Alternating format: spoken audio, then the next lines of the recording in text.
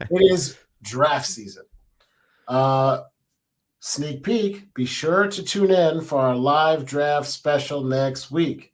That is right. On Thursday, sometime between about 7:30, 7:45, Noah's going to pay for pizza. I'm going to eat it and not pay. And we're going to be breaking down the picks, the action, all of the things that are going on with the NFL, with the draft, with the Browns. Make sure to tune in. You don't want to miss it. We're probably not going to have a show on Wednesday next week. Thursday is going to be the show. So be sure to join us again between 7:30, 7:45. We'll post it on social. You have plenty of advance awareness. But with that in mind, at the time we go live the next time we're with you, your Cleveland Browns will either be on the clock or damn near on the clock.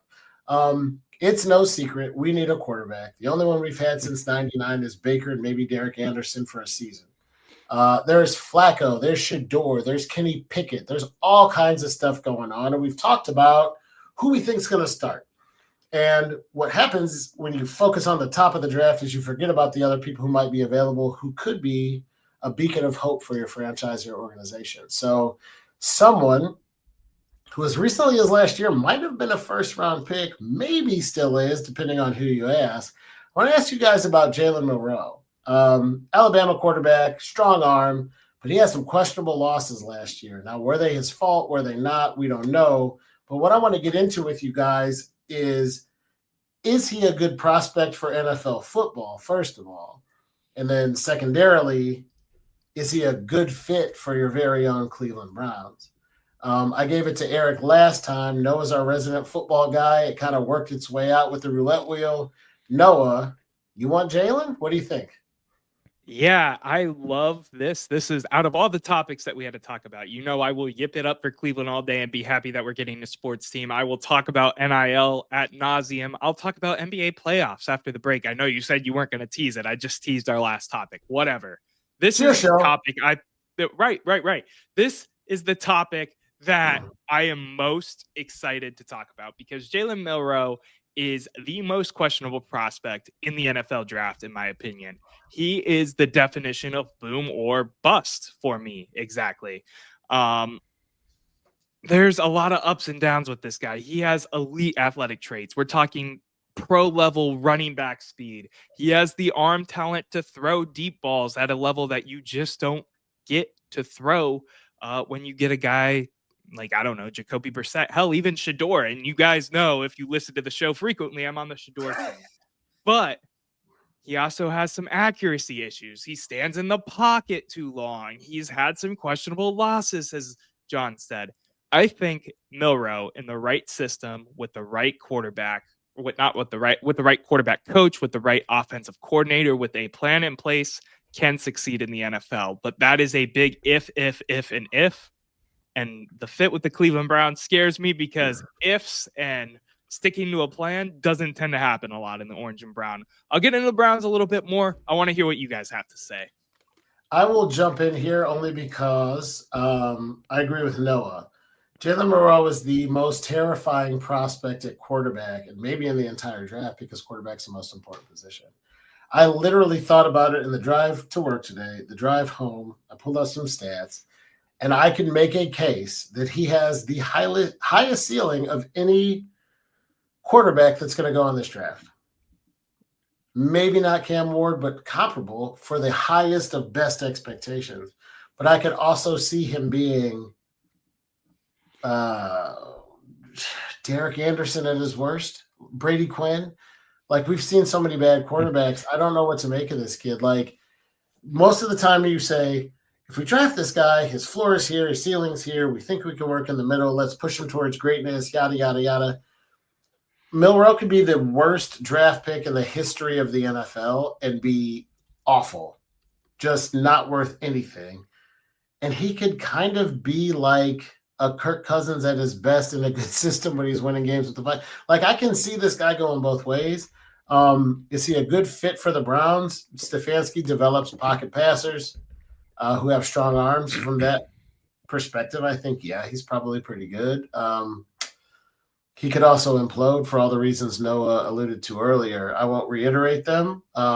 He is a terrifying prospect. That said, if I wake up the day after all the rounds of the draft and he's on our roster, Do I feel better about our prospects as an organization? The answer is no.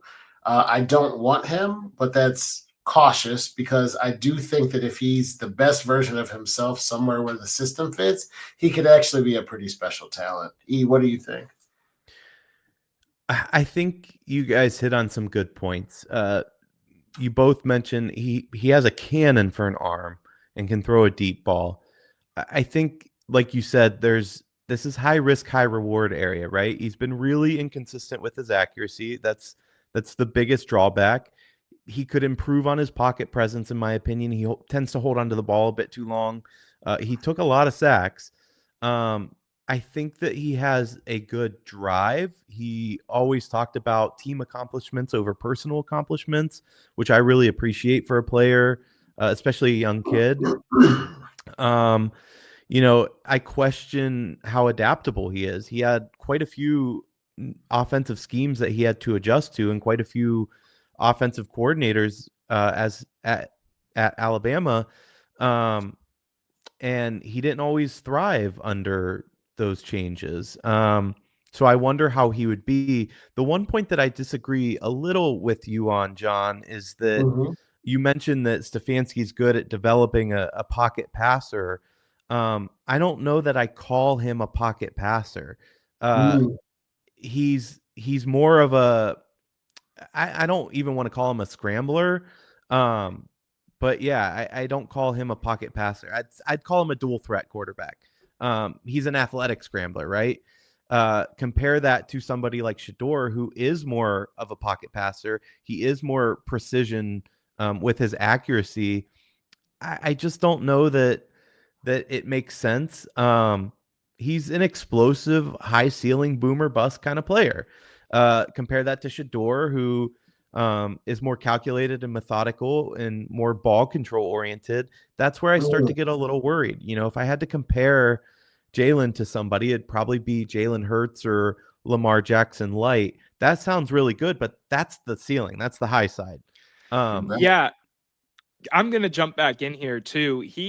It's so interesting. I mean, this guy has been so volatile, even down to his hand size. Hand size is a stat that we talk about with quarterback that you need to be above 9 inches or whatever. He measures in at the Senior Bowl at 8.6 inches, which makes you think, oh, well, this guy's going to be a fifth rounder. He's not worth even trying. Goes to I the hate that combine. stat. Yeah, goes to the combine and measures 9 3/8 inches. It's like everything about this guy is boom or bust. Is it true? Is it not? Is it potentially? Tim Lyon says hand size is bullshit. And to an extent, yes. I mean, the biggest example of that is his own Joe Burrow, but also Ryan Tannehill, Tony Romo, Mike Vick. There are examples of hand size not mattering in the NFL, but I like him as a fit for the Browns. I'm not going to lie. You got to look. You got to think a little bit deeper in this. Who was the last quarterback the Cleveland Browns drafted as a developmental prospect? Anybody? Developmental Develop. prospect.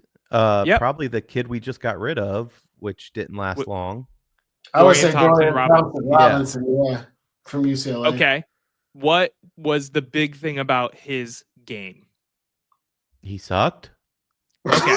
Aside from when he was in the orange and brown, the upside of him as a prospect was that he was uber athletic, not to the level that Milroe or Hurts or Lamar is, but he was an athletic Right. quarterback.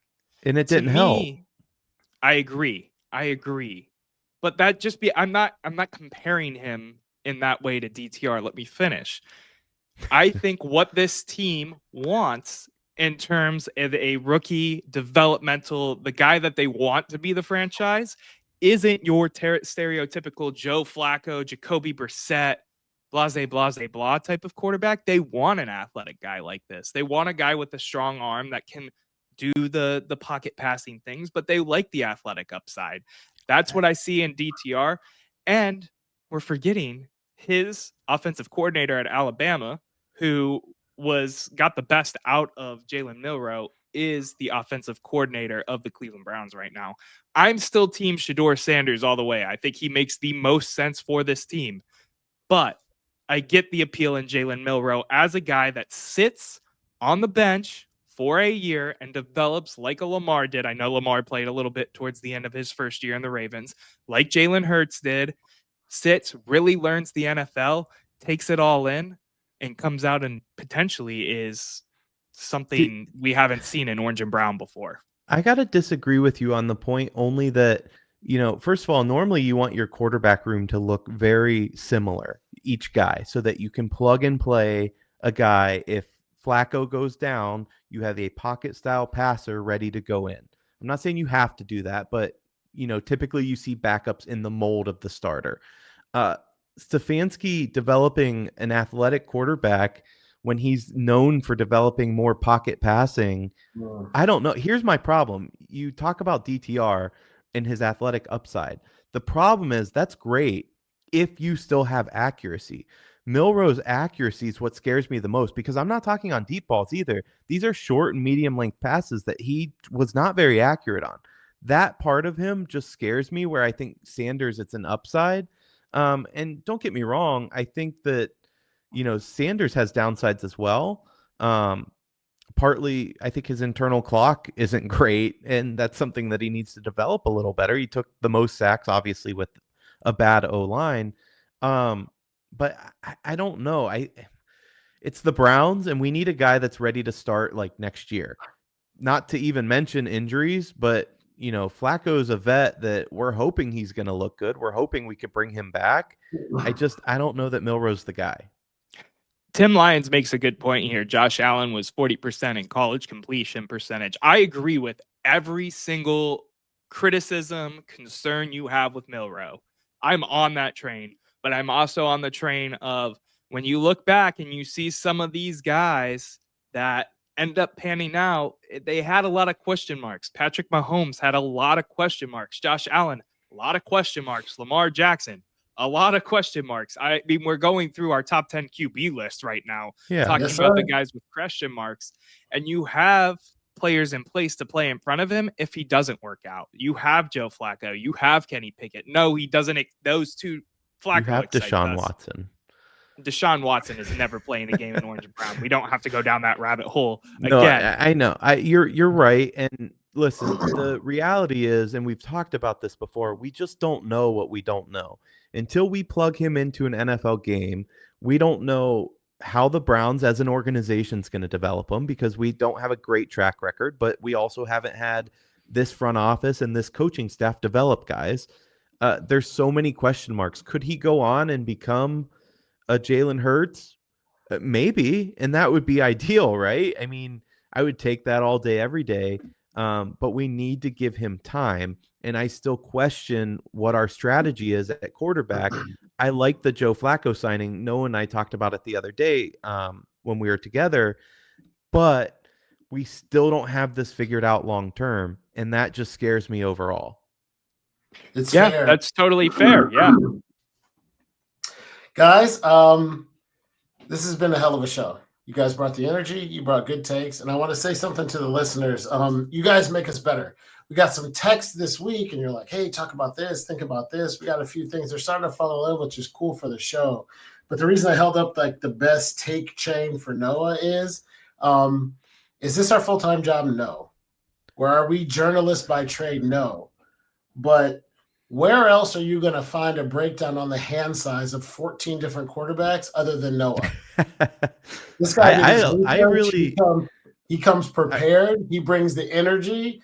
So, we are here for you guys. What are you going to say, E? Sorry, go ahead. I really enjoyed that. By the way, that was such good timing, because we have a text message, and that text message says, hello, my name's Colin. I'll leave your last name off, Colin. Do you think the Browns with Flacco is enough for them to be legitimate contenders? Let me jump in first on this one. Yes, for them to be good and have a playoff run. No, not to be legitimate contenders. To me, legitimate contender means more than making the playoffs. You got to have a chance of winning a Super Bowl.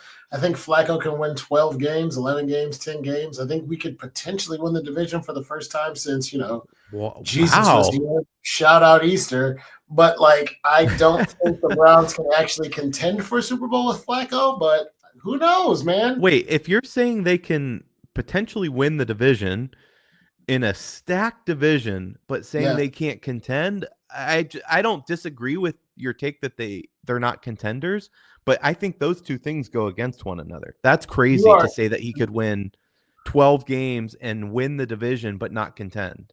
Normally, I would fight you on that, but you're right. I think our division is so stacked, but we're so familiar that we know Lamar is going to choke in the playoffs, and we know Joe Burrow is going to give money to the receivers, but it's going to go up and down. There's a chance that the Browns with 11 wins win the division, 12 wins win the division, and cannot realistically compete with the Bills and Chiefs. I guess I get your take. Just knowing historically the division, and I don't care. We don't know who the Steelers quarterback is. They're still going to play us tough as hell. And you know they're going to have a winning record. You know the Ravens are legit contenders, in my opinion.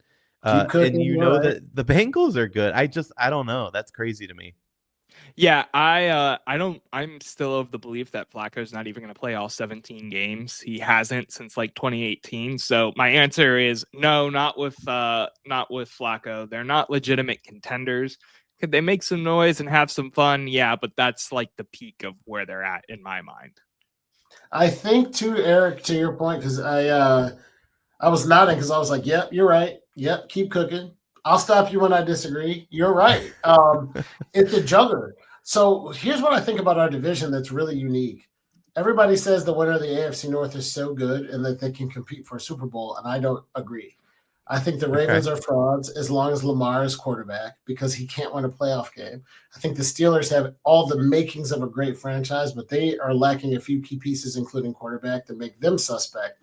Bengals have a quarterback. They don't have anything else or an ownership group that has proven that they'll spend on it. And I think the winner of our division is probably the toughest to play in from week 1 to week 17, but our division is also the least indicative of the teams that are most likely to compete for a Super Bowl. The Chiefs, the Bills, there's so many AFC teams that I would put above every team, and the Ravens look good on paper every time we get through a regular season, but the reason I had that take is while I think we have one of the toughest regular season divisions in football, I don't think the regular season in the AFC North prepares you for Super Bowl contention because nobody's done it in quite a while. Yeah, but but yes. Let me just respond to that quickly because I don't entirely disagree with what you're saying, but all I'm going to say is in that case, nobody's a contender except for the Chiefs because they're the only ones that have broken through. I mean, right. Yeah, but also that's fair. Like if you look at the AFC for the last 5 years and come to the conclusion that there's no real contender but the Chiefs and maybe the Bills, and then the Chiefs won 4 AFC championships out of 5, and the Bills are right there. Both things can be true, I think. Yeah, I mean, that's fair. By the way, Tim said he'll eat his shoe if the Browns win 10-plus games, only because Tim has taken my money on a bet. I'm going to hold that to you, Tim. If we win 10-plus, it can be a kid's shoe. You can find the smallest shoe you can. But I want you to boil that down and eat it. We'll have you on the show live only because you took my $50.